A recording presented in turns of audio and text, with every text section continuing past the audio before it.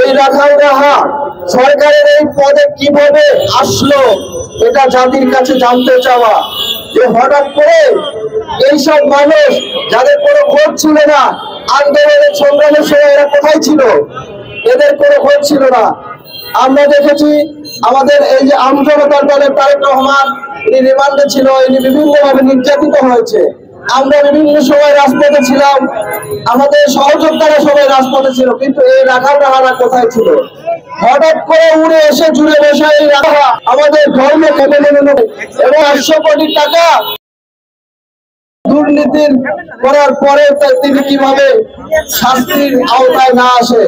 সংগ্রামী সাথী বন্ধুগণ, আজকে যে বিষয়টি রাখাল রাহা সহ কিছু ধর্ম বিদ্বেষী, কিছু ইসলাম বিদ্বেষী এই দুর্নীতিবাজগুলো এইখানে জায়গা পায় কোথায়?